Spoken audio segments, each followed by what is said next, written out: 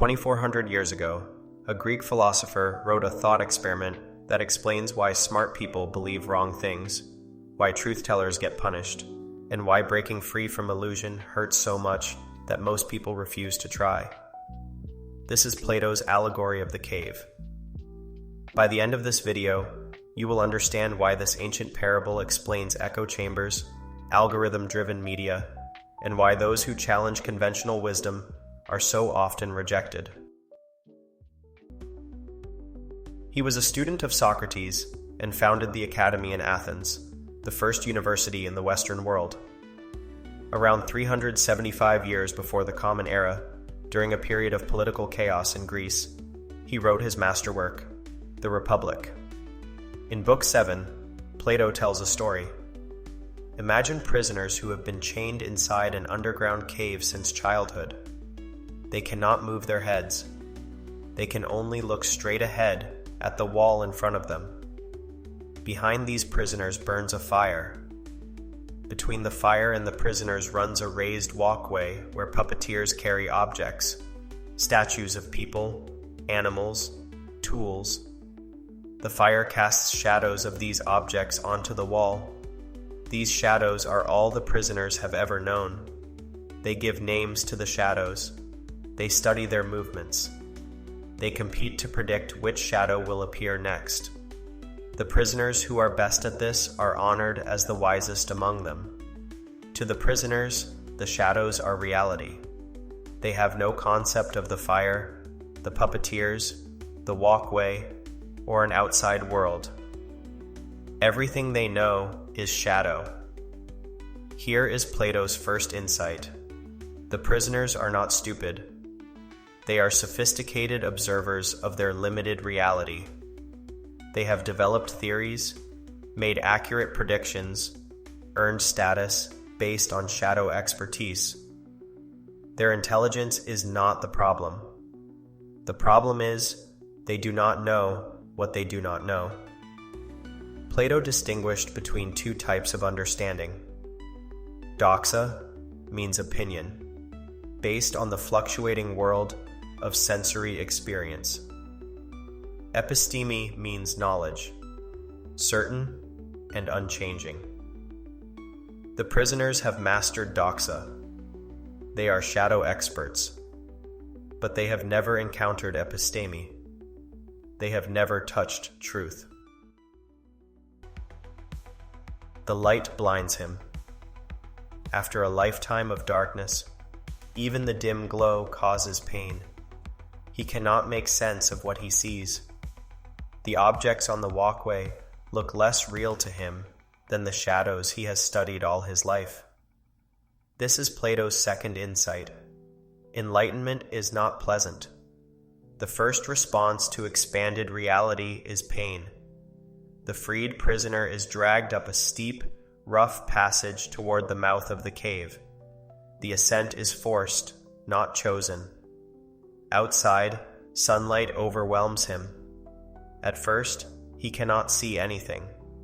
Plato describes a gradual adaptation.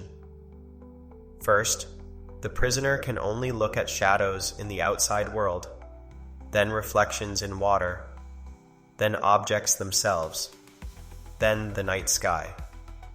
Finally, he can look at the sun itself. In Plato's philosophy, the sun represents the form of the good, the ultimate source of truth and reality. Once the prisoner grasps this, he has reached the highest stage of understanding. But the allegory does not end there. The freed prisoner feels compelled to return and liberate the others. He descends into darkness. His eyes, now accustomed to sunlight, cannot see in the gloom. He stumbles. He fumbles. He appears blind. The prisoners mock him. Quote, "Going up has ruined his eyes," end quote, they say. They conclude the journey is dangerous. If anyone tried to free them, they would kill him if they could. This warning was not abstract for Plato. In 399 years before the Common Era, his mentor Socrates was put on trial in Athens for, quote, corrupting the youth, end quote. The charge was essentially that Socrates asked too many uncomfortable questions. A jury of 501 citizens voted 280 to 221 against him. He was sentenced to death and executed by drinking hemlock. Plato watched his teacher die for challenging accepted beliefs. The prisoners who would kill their liberator were not hypothetical. They were the citizens of Athens.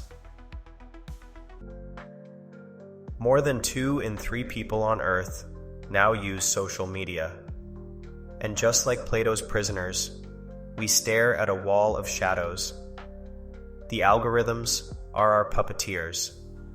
They decide which objects to carry past the fire. They control what casts shadows on our wall. We see only what they choose to show us. Our social media feeds are the cave wall. We watch carefully, develop theories, become experts at predicting what will appear next. We compete for status based on our shadow expertise. Likes, shares, followers. The prisoners who best understand their particular shadow world are honored. Echo chambers are the chains. A study from the Oxford Internet Institute found that users are inclined to connect with people who share their political views and equally reluctant to engage with those on the opposite side. We chain ourselves willingly. Nearly 1 in 5 Americans have severed friendships over political disagreements. Nearly 1 in 6 have cut ties with family. We bind ourselves tighter. And what happens when someone returns from outside our cave?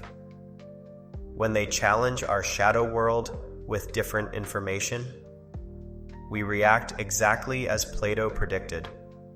Quote, going up has ruined his eyes, end quote. We mock them. We unfollow, mute, dismiss them as brainwashed or biased. The returning prisoner is dangerous. Their truth threatens our comfortable shadow expertise. The evidence is striking.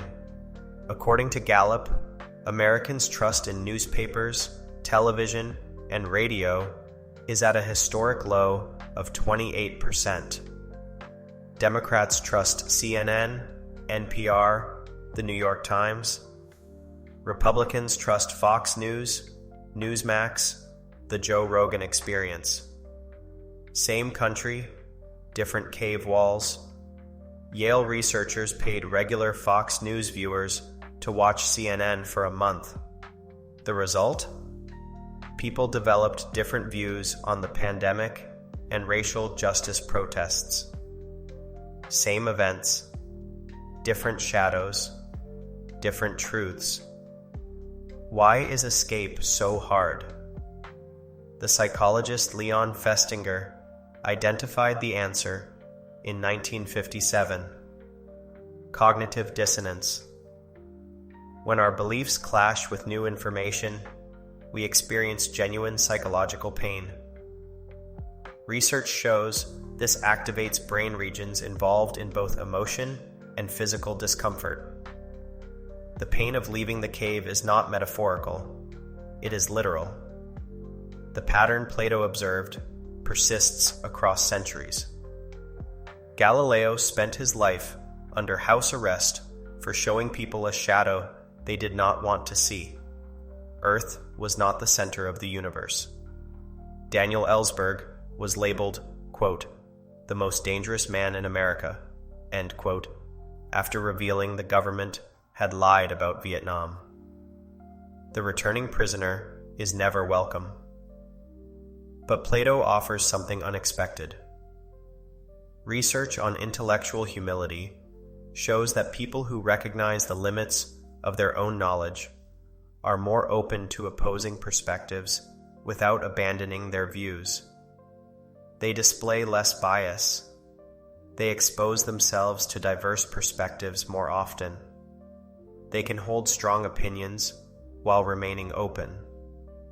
The goal is not to escape the cave. That may be impossible. The goal is to remember you are in one. That simple awareness, that intellectual humility to ask, quote, "What shadows am I still watching?" end quote, is what separates the wise from the merely informed.